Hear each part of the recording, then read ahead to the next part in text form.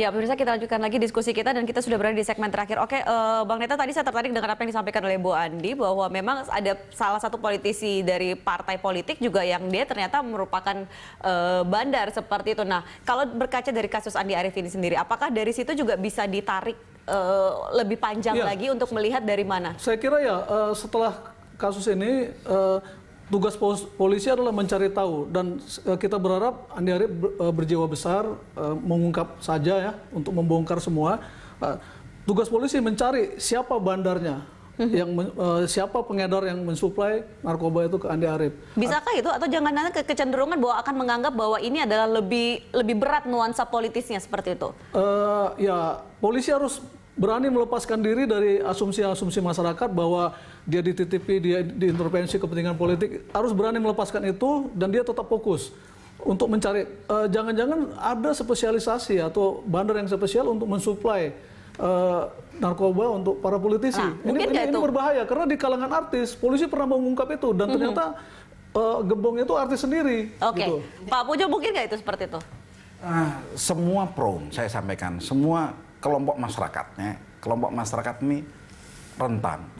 Karena namanya orang, para bandar kan mempelajari juga kan. Dia mau jualan kan tentu saja itu kalau namanya mekanisme pasar. Ya kan, ada orang yang ada uang, ada barang, kan begitu. Oke. Pasti dan dia cari di kalangan politisi itu besar.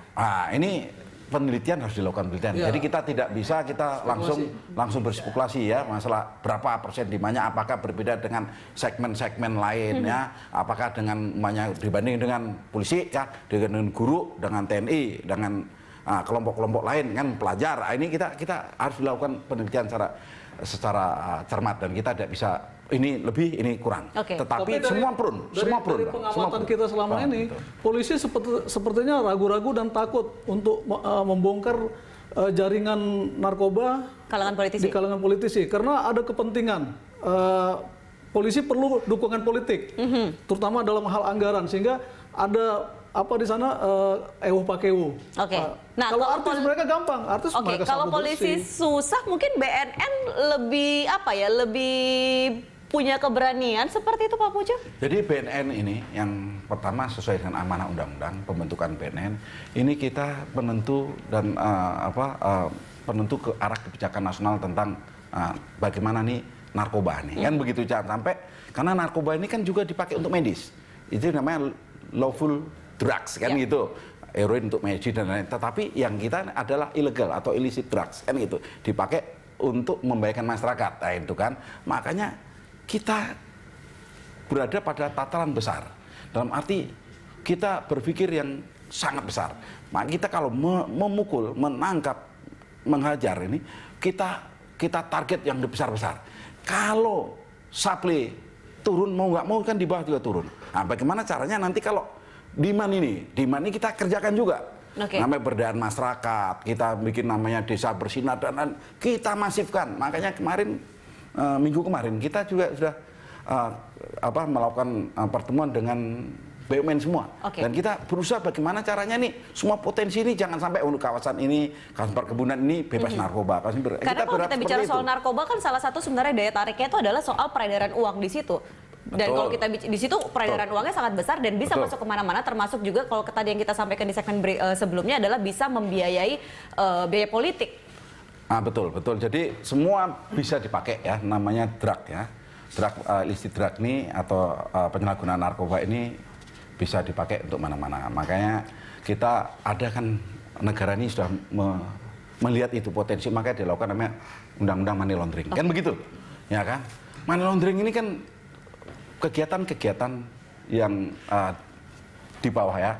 Itu seperti narkoba, kemudian perdagangan orang, kemudian illegal logging, semuanya tentu saja karena kegiatan ilegal tentu saja mereka berada pada berusaha mengkonsil atau menutupi peredaran uang itu seakan-akan ini itu sah resmi kan begitu. Oleh karena itu kan ada namanya PPATK kan begitu.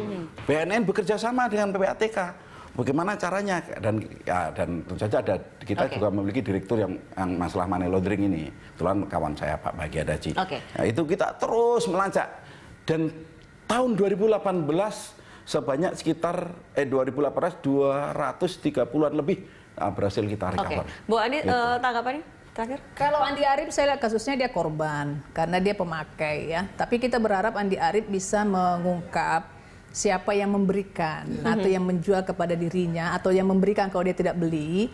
Nah, ini harus dibuka identitasnya. Walaupun kami tidak yakin betul ini akan sampai kepada bandar ya. Karena biasanya sih kalau kita pelajari yang kasus-kasus narkoba itu dia akan putus. Ada mata rantai yang akan diputus oleh mereka sendiri. Nah, itu mereka sendiri ya karena Jadi Andi Arief adalah korban. Andi Arief korban karena itu sanksinya saya kira ya rehab. Harus direhab. Oke. Ya, Ini singkat saja, Bang Paden, soal rehab ini memang akan menghentikan proses hukumnya? Atau saya kira kalau proses hukum karena beliau korban ya, saya kira pasti polisi punya toleransi lah. Tapi yang jelas dia harus direhabilitasi. Cuma rehab ini harus kita perhatikan berdasarkan undang-undang kan bisa rehab. Perlu diperhatikan karena banyak sekali orang yang direhab itu nggak jelas juntrungannya. Ya kan artis-artis yang katanya rehab kita lihat kan mereka gentayangan gitu ya. Nah, untuk khusus kasus Andi Arief ini kalau keputusan rehab kita harus cermati, kita awasi, semua pihak harus mengawasi benar-benar direhab. Nah, kemudian kita berharap Andi Arief berjiwa besar, dia minta maaf ke masyarakat, ke konstituennya, ke Partai Demokrat. Nah, kalau memang benar Andi Arief berjiwa besar dan benar-benar terlibat, Partai Demokrat juga harus minta maaf. Baik, terakhir Pak Puju singkat saja ini terkait dengan rehab. Ya. Keputusan untuk tentu saja rehab, orang bisa direhab itu jika dia kalau contohnya habis kita lakukan asesmen, kita cek ternyata kurang bukti ya. Kurang saksi. Ternyata dia pemakai, kan begitu. Itu langsung lari ke rehab, tidak dilakukan lanjut penyelidikan. Tetapi kalau cukup bukti, cukup saksi, lanjut misalnya double track, rehab dulu.